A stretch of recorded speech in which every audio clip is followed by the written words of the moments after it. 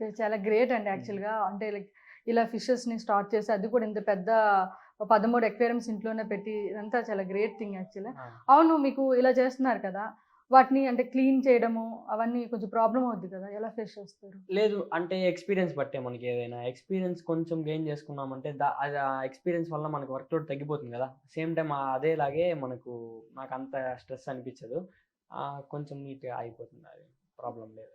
Okay. అంటే daily clean చేయాల్సొస్తదా ఎట్లా అండి? డైలీ ఏం లేదు. మనం ప్రాపర్‌గా మెయింటైన్ చేస్తున్నామంటే ఒక 2 వీక్స్‌కొకసారి, 1 వీక్‌కొకసారి జస్ట్ వాటర్ చేంజెస్ బేసిక్ చేసుకుంటే చాలు. ఆటోమేటిక్‌గా మనం ఈజీనే మెయింటైన్ చేయడం. అంత కష్టమేం కాదు. ఓకే. హ్మ్. అంటే జనరల్‌గా ఇప్పుడు మీ దగ్గర ఉండే ఫిషెస్ ఎన్నుంటాయండి నా దాదాపుగా? దగ్గర ఒక 100 ఉంటాయి. ఓహ్! ఇప్పుడు అంటే స్పెసిఫిక్‌గా ఈ ఫిషే పెంచాలనేసి కొంచెం అలా చేస్తున్నా అంతే. ఓకే. సో, ఈ మెయింటెనెన్స్ అనేది ఉంటది కదండీ! హ్మ్. ఫిషెస్‌ని క్లీనింగ్ కానీ, లేపోతే ఖచ్చితంగా. ఇంకా చాలా ఉంటాయి మెయింటెనెన్స్. అది ఎలా ఉంటుంది? మీరు ఆ విషయంలో ఏమైనా ఎక్కువ ప్రాబ్లమాటిక్‌గా ఉంటుందా? ఎలా చేయాలి? ఏంటి అనేది? లేదు. ఇప్పుడు హ్మ్. కొంతమందుంటారు. ఓకే. వాళ్ళు చేయాలనుకుంటారు కదా! వాళ్ళకి కొంచెం ఇది తెలుస్తుంది అని చెప్పేసి. క్లీనింగ్ విషయానికొచ్చినట్టయితే చాలా ఈజీనే అన్నమాట. అంత హ్మ్. కష్టపడాల్సిన అవసరం లేదు. మనం హ్మ్. ఫుల్‌గా కష్టపడి కడిగి మనం అది చేస్తే ఖచ్చితంగా కష్టమే.